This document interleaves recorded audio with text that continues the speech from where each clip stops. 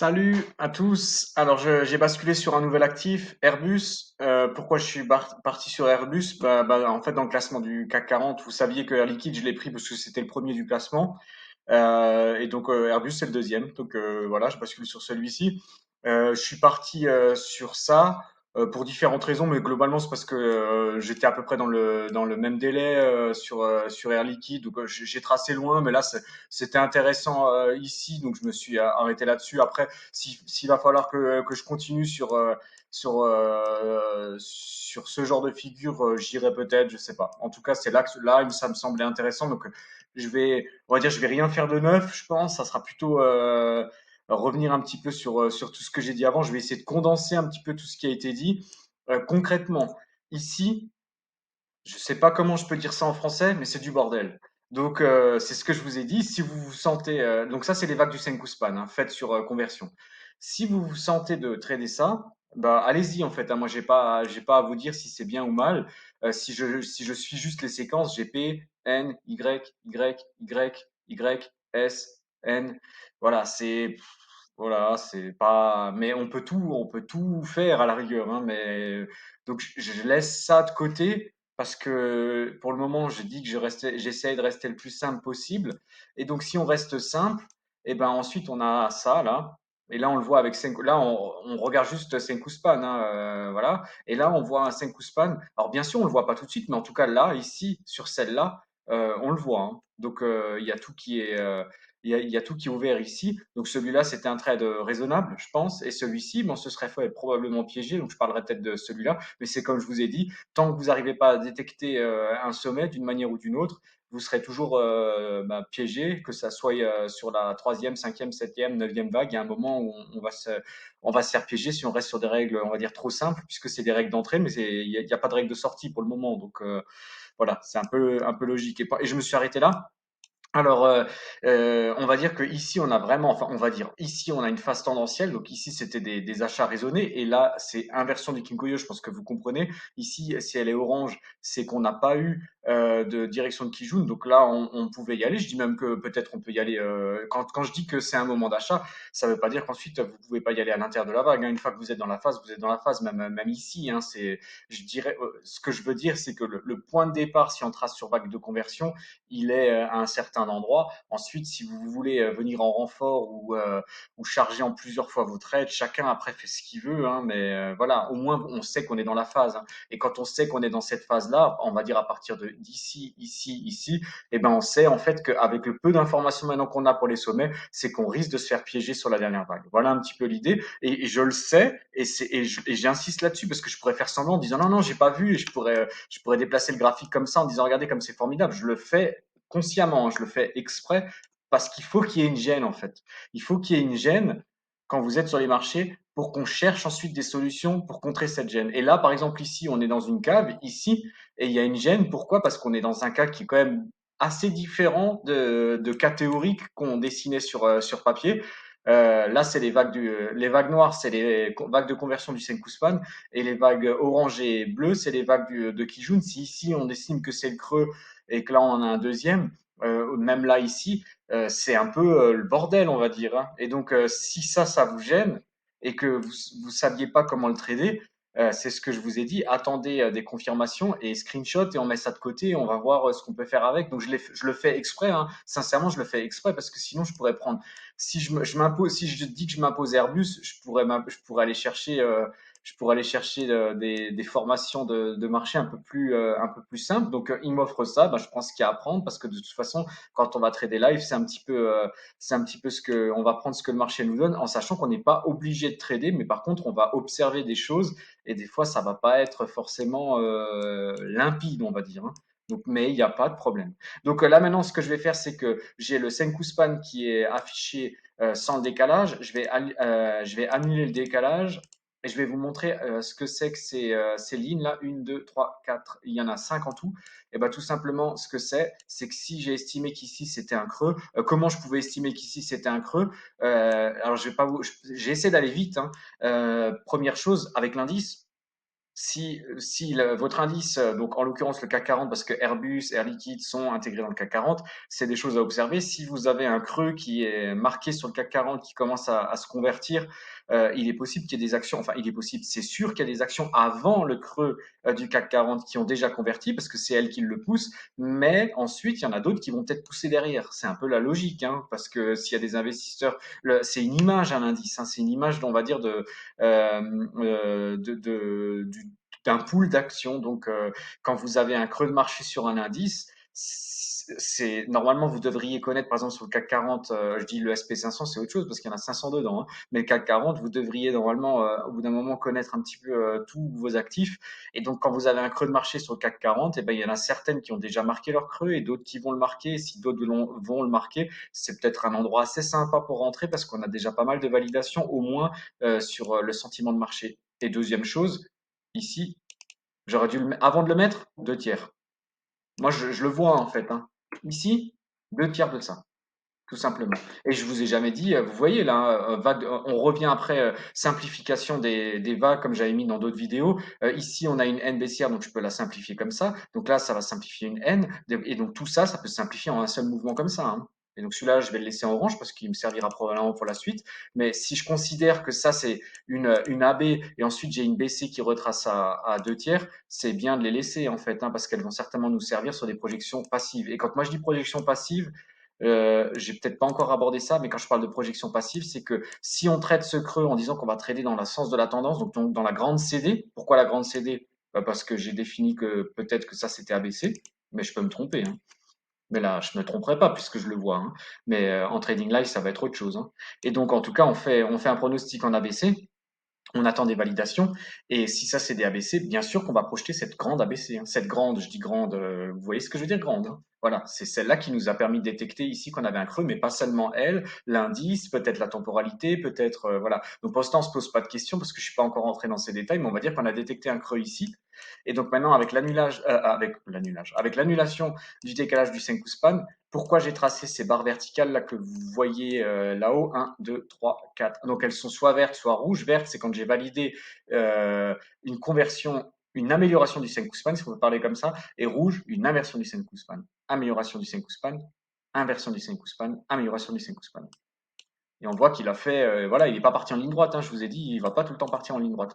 Donc ici, pourquoi je l'ai mis en vert? Parce qu'ici, on a une amélioration, hein, on a le Senkuspan 1 qui casse le Senkuspan B sur cette bougie-là. Juste la bougie d'après, inversion du Senkuspan. Donc c'est pour ça que là, j'ai fait une vague haussière et ensuite une vague baissière. Pourquoi celle-ci, ensuite, je prends le creux? Ben, parce que là, ici, sur cette bougie, amélioration du Senkuspan. Et ensuite, ici, inversion du Senkuspan et amélioration du Senkuspan. Là encore, je vous ai dit, ça arrive souvent et ça se vérifie, faut regarder les graphiques, mais ça se vérifie assez facilement. Pourquoi? Ça arrive souvent que vous avez une incursion du Senkuspad 1 et directement il replonge on va dire dans son format de départ, hein. Là on le voit ici et on le voit ici. C'est pas quelque chose qui est anecdotique, hein. Ça arrive quand même assez souvent.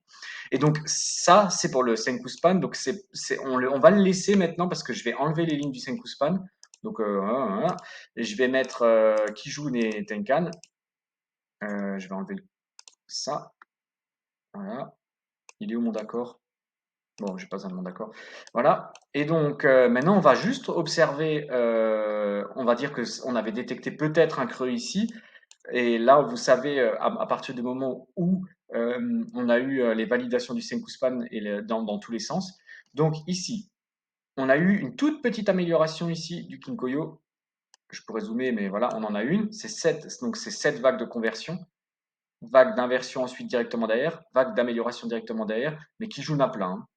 Voilà. Euh, je vous laisse observer cette taille de vague. 1, 2, 3, 4, voir si peut-être il y avait quelque chose ici. Ça, c'est encore sur une autre vidéo que j'ai faite. Donc pour le moment, on va dire statu quo, hein, je sais pas, parce que ça va être délicat de rentrer sur un truc à plat comme ça, hein. Ensuite, inversion du Kinkoyo, ici. Avec Senkuspan qui est là pour le coup. Ici, il est là, ici. Même quand on a eu l'amélioration là, quand on a eu l'amélioration du Kinkoyo, on n'avait pas encore l'amélioration du Senkuspan dans une cave. C'est assez compliqué, hein, de rentrer sans aucune validation. Et j'ai pas encore mis le Chiku, hein. Et quand on est dans une cave, le chiku, il est indispensable, puisque Osoda considère que le chiku, au sens, on va dire large, hein, mais que le chiku, c'est celui qui vous confirme la sortie de la section chaotique, de la sortie de ce genre de choses. Donc, sans chiku, je suis un peu extrêmement limité pour vous expliquer ça, mais c'est pas grave, je fais 100 et puis tant pis, hein, on rajoutera quand on aura fait suffisamment de screenshots de ça en comprenant pas exactement ce qui se passe. Donc en tout cas là, le Senku Span est inversé, mais en tout cas on a une vague AB du Senku Span ici. Donc si on commence à faire nos A, B et C, il faut déjà voir s'il y a une cassure de ce creux. Ce creux va être hyper important, hein, puisque si Senku Span a poussé à la hausse par rapport à tout ce qu'il faisait avant, normalement il devrait tenir, hein, parce que s'il tient pas, on a probablement, en a priori, on n'est pas sur le bon creux, hein, celui qu'on a détecté. Mais pour le moment, ça tient, même avec l'inversion du Senku Span. Ici, inversion du Kinkoyo. Ici, on a une direction baissière ici, on a une direction baissière de Kijun. Est-ce qu'on aurait pu se faire piéger ou pas? Regardez, Wallet, boum, ici. Euh, si vous vous dites, bon, j'attends un retracement ou j'attends une bougie pour voir ce qui se passe, et là en plus l'inversion elle est ici, hein, je vous l'ai dit, hein, au cas où. Donc c'est aussi un point à prendre en compte, c'est le niveau où il y a eu l'inversion. C'est sur cette bougie qu'on a eu le mouvement de Kijun. Si on rentre bêtement, on met ici. Maintenant, on peut arrêter de rentrer bêtement puisque je donne plus d'informations. Le prix il est remonté direct, hein. Ensuite, amélioration ici. Alors là, on a l'amélioration ici du Kinkoyo. Ici, sur cette barre-là, l'amélioration du Senkuspan. Ici, mouvement de Kijun. Là, on aurait pu rentrer et c'était un truc un peu litigieux, on va dire, hein, parce qu'on rentre en se disant bon là on y va et direct le marché qu'est-ce qu'il fait? Boum boum boum boum et il repart, mais il va repartir que ici. Question bête aussi, ça ici, si parce que j'ai pas encore introduit les targets. Quelle target celle-là? Une N, on la voit, hein. Je peux, voilà, hein. Je dis pas qu'il faut le faire à l'œil, hein, mais ça se voit. Voilà. Donc ensuite ici, pour le moment, si jamais on a donc, on va revenir, hein, amélioration, inversion, amélioration, et ici, donc ici on a l'amélioration, et là on a l'inversion. L'inversion ici dans le range de cette vague-là, hein, je vous avais dit, c'est un peu délicat, donc je vous dis pas forcément de sortir, mais en tout cas vous savez que a priori ça va pas le faire, hein. Votre point D il est ici maintenant, et en plus on est sur une target N. Donc votre point D, il est là. Maintenant, vous prenez vos responsabilités, hein. Ici, vous saviez que si vous étiez sur une target N, et ici, vous saviez que vous étiez inversé sur le Kinkoyo. Donc ensuite, sur cette bougie-là, si vous vous êtes rentré, ben, je sais pas, par exemple ici, soit vous prenez la décision de sortir à break-even, soit vous prenez la décision, et je sais pas où est votre stop, hein, si vous avez mis votre stop ici en vous disant que moi je laisse de l'air au marché, il n'y a pas vraiment de problématique. C'est aussi pour ça que c'est difficile de vous expliquer concrètement s'il faudrait sortir de la position ou pas. Est-ce que vous auriez mis votre stop ici? Si vous le mettez ici, vous n'êtes pas vraiment en danger. Là, je laisse la figure et il faut, comme je vous ai dit, il faut gagner maintenant un petit peu en autonomie. Moi, je prends les figures comme elles viennent. C'est pas moi qui les impose, c'est le marché qui les impose. Voilà. En tout cas, on a eu cette inversion du Kinkoyo, donc ça c'est un point D, c'est sûr et certain. Ensuite, on a donc ici inversion. Là, je pense que si je l'ai mis, non, ici il n'y a pas touché. Là, ici amélioration du Kinkoyo, mais sans direction de Kijun. On a à nouveau une ABCD. Est-ce qu'on serait rentré sans direction de Kijun? Probablement pas. Ensuite ici inversion du Kinkoyo. Euh, a, B, C, D. Quel target? C'est une N, à mon avis. Je sais pas, à l'œil, hein. Et donc ensuite, ici, si on a eu un mouvement de Kijun, là, on aurait pu se faire piéger. C'est pour ça que je l'ai mis en bleu. En orange, ça veut dire qu'il n'y a pas de mouvement de Kijun. En bleu, un mouvement de Kijun. Donc on a l'inversion ici. Et là, on a un mouvement de Kijun. Mais sur quelle bougie? Sur celle-là, là. Et ensuite, qu'est-ce qui se passe? Le marché monte. Donc c'est peut-être une bonne chose d'attendre au moins une bougie, hein. Parce qu'on voit souvent qu'on se fait piéger sur la bougie qui met le mouvement. Et si on rentre sur mouvement, clôture, direct, on se fait piéger derrière. Ça arrive, je sais pas, hein, mais en tout cas sur Air Liquide, ça nous est arrivé 2 fois et là, ça nous arrive 2 fois de suite, hein. Et que si par contre on laissait un petit peu le marché montrer au moins sur une bougie, on voit tout de suite que là, on a eu le mouvement et direct la amélioration, boum. Là, on a aussi l'amélioration du Senku Span. Et ensuite, il faudrait effectivement Chiku, mais ensuite on part, hein. Et après, on part. On part, on part, on part. Et ici, on se fait piéger. Pourquoi? Parce que inversion, amélioration, donc l'amélioration se fait là. Et ici, on a l'inversion. Donc on avait A tout en bas, B, C. Quand est-ce que je mets ce point D? Je le mets ici, là. Et je le mets sur cette bougie-là. Ici, on est sur un point D. Donc la question, c'est bien sûr que là, avec celui-là, là, l'inversion est retardée. Elle sera toujours retardée. Et je vous ai dit qu'au soda, tant que possible, ne sort pas on va dire, invalidation du Kinkoyo. Donc, dans l'idée, si on vous tradait à la hausse, il ne sort pas il ne sort pas parce il a eu ça. Mais maintenant, si vous n'avez pas réussi à le détecter celui-là et que vous avez eu ça, je pense que c'est une bonne chose de sortir, hein. Si vous aviez mis un stop ici, peut-être que vous êtes déjà sorti. Mais si vous tradez sans stop loss ou que vous l'aviez mis plus bas, c'est une alerte ici, hein. C'est une alerte. Pourquoi? Comme je vous l'ai dit, hein, parce que la conversion, on est dans ce range-là. Voilà, on est peut-être à la fin, hein. Donc, et si maintenant vous me demandez comment on pouvait détecter ce sommet-là, ben, il y a plusieurs manières de le faire. Déjà, il aurait fallu constamment ici lancer des estimations temporelles et verticales dans la phase tendancielle, mais ensuite, et on revient ici, ça, c'est ce qui nous a validé le creux. En gros, hein, je simplifie parce qu'il y avait peut-être plusieurs manières différentes. Enfin, pas, il y avait plusieurs manières de détecter que ça, c'était un creux de marché. Donc là aussi, pour tout ce bordel ici, ça remet aussi une chose en compte, c'est que si vous êtes confiant sur le fait que ça soit un creux, mais que vous vous dites que peut-être, à force de voir des figures, que le marché il peut mettre un peu de temps à tout convertir, si vous rentrez, soit vous êtes vraiment à l'aise dans ce que vous faites, sinon mettez peut-être votre stop sur vraiment le creux du marché, quitte après à rentrer plus serré sur une petite vague, par exemple, hein. Je sais pas, hein, je dis ça comme ça, parce que ça va arriver quand même assez souvent, hein. Les figures théoriques que je vous ai montrées, on va les retrouver, hein.